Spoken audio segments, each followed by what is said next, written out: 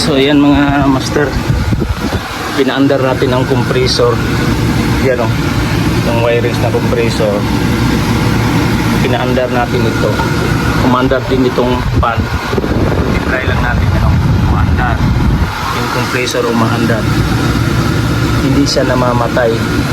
Pero pag ito na ano pa lang, seconds pa lang, namamatay na. So ito yung gagamitin natin na compressor. Wala na kasi ito, defective na dito. Yung binlag natin ng nakaraang linggo, daming leaking dito na portion. So palipat-lipat yung leaking. So yung compressor nito ang gagamitin natin. So tatanggalin natin ito.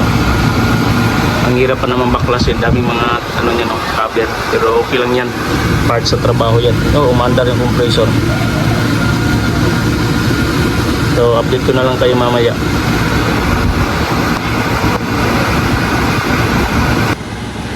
So almost 5 minutes na umaandar, hindi pa rin namamatay.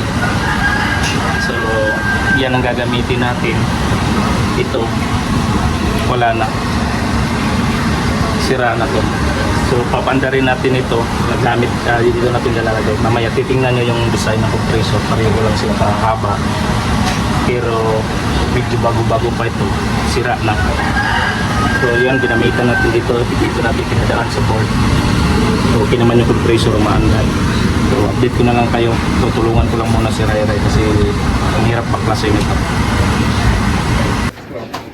So yan, handahan na namin binaklas. Dami kasi mga tornilyo at saka clip. So inisa-isa muna namin. Yan, napananggal na.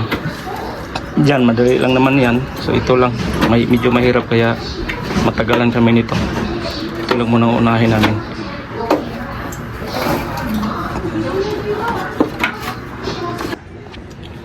Yan, daming tinanggal. Sobrang masilan tong portable aircon na to. Daming cover, oh yan, oh. Yan pa.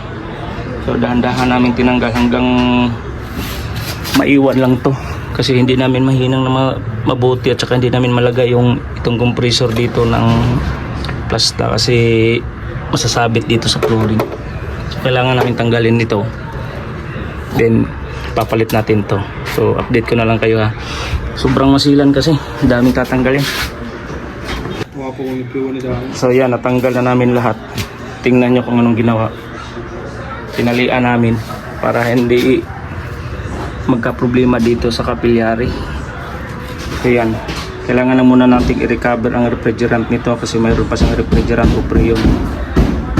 Yun, wala na kasi. So ito lang kailangan natin.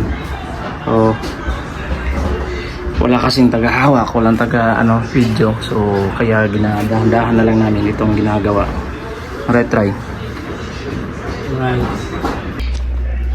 So yan, tinatanggal na. Natagalan kami dyan sa tornilyo dyan, sa bolt dito. Madali lang. So tatanggalin natin ito kasi tingnan nyo yung kulay at saka yung kulay nito. So ilipat natin yan mamaya.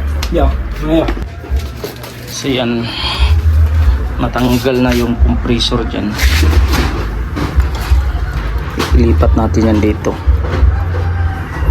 Palitan natin to. Yun yung ipapalit natin, oh. Master, ang liit ng unit na ito pero ang masilan. Dami kasi mga cover. So okay lang. So ngayon tatanggalin na natin yan. Aswata daw. Butang diri. Para ipalit na natin itong isa. Ayan.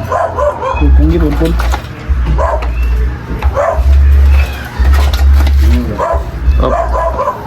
Diyan sa kilid. Ayan, tanggal na. So ilipat natin to. So ayan, matanggal na namin yung compressor. Pati doon, palitan na namin. Inuna ko talaga yung high side. Tapos kumain muna kami. Mamaya idugtong natin yung suction line o low side. Tapos lalagyan natin ng access valve. So ganun lang, i-update ko na lang kayo pag hanggang matapos namin ito ngayon mga master. Medyo matagalan talaga kami dito kasi yun, grabe kasi yung mga cover nito. Kailangan nating pating paglagay niyan dapat tama lang din sa kagaya na paglagay nito para yung cover niya hindi sasayad at saka hindi magbabibrate. So ganun lang, update ko na lang kayo nito. Papaandarin na natin ito mamaya maya. Ano muna natin, idugtong yung suction line at saka access valve. Okay? Try. Yun. So ayan na mga master, sa wakas naikabit na namin lahat. Ito yung kanina, yung compressor niya, di ba? Ito yung dito yung kanina. So ibabalik lang muna natin yung mga cover, tapos ibabacuum natin mamaya.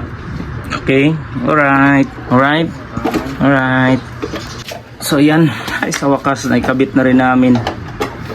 Habang binabacuum ko po to, yan, nakabacuum na. Pinapa-arrange ko na lang kay Ray yan, tapos papaandarin natin ngayon. Saka na natin ibalik yung buong cover nito para ma-check muna natin yung may leaking ba o wala. Pati yung wirings doon may kinagat ng daga, yung sensor may kabit na natin. Right?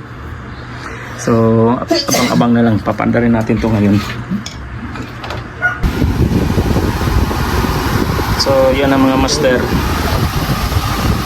may karga na po yan. Tapos ating vacuum ganina yan, umaandar na, nasa full na siya. Hintayin na lang natin na magana na yung lamig niya. May karga na po yan, R2 lang po ito. Yan o, meron na siyang karga. So antayin natin ng mga ilang minutes na lang. So check natin doon sa ilalim, hindi naman nagpa-vibrate yung compressor. Asama din mo na guys. May nag-yellow na. Sige, kasi bagong karga lang yan yung evaporator. So dito yung labas ng hangin niya. So may karga na. Alright, hintayin na lang natin na abot dito ng 60 psi. Kunti pa lang yung karga niya, so daan na doon.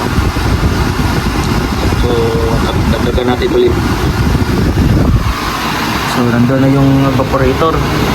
Okay na yan, tuloy na yan. So check natin. Kaya nagigay na, wala kasing space dito mga master, sobrang sikip yan o. Kita nyo nag-iilo. Kunti pa lang yung karga niya. Dito yung condenser, evaporator. So dahan-dahan lang hanggang matapos ito. Yan, nasa 40 pa. So kunti-kunti na lang. Ginawa natin ng access valve dyan. May access valve, wala kasi yung access valve dati, di ba? Diyan natin nilagay. Pinutol natin dito na portion. Okay naman yung tunog ng compressor, wala namang vibration. So goods na yan. So ihahatid na namin to bukas. So nawawala na yung yellow, di ba? Yung karga niya nasa 40 pa lang mahigit. So goods na yan. Malamig din yung hangin. Alright. So next time na lang ulit nga master, kasi hapon na. Madilim na pala. Madilim na masyado. Okay, Dito na tayo. yung karga. So dahan-dahan na kaming magbalot nito. Balot na kami, magbalot. Balot. Next time ulit try. Yes. So ito na po yun mga master. Ang hirap ikabalik tong mga cover na to. Tingnan nyo kung gaanong kamasilan tong portable na aircon na to. Yan po yung brand. Lahat naman pag portable. So pinapaandar na ni Master Ray. Nandun yung compressor yung pinalit natin kahapon. Dry man na rin, no? Mode ka. Yan. Hintayin na lang natin umaandar yung compressor. Ay ka. Aray, oh. Tingnan nyo, na ano pala yung air swing nya. Tatanggalin na naman yan. Oh, babalik tayo dyan sa umpisa. Pero ito lang sa harap yung tatanggal, pero okay na yung unit. Nandun yung compressor. Yung pinalitan natin. Ba? Yan. Up, up, up, up. Yan. Okay na yung unit. Malapit na. Init na siya. Alright, dry. Oh, init na. May condenser man na.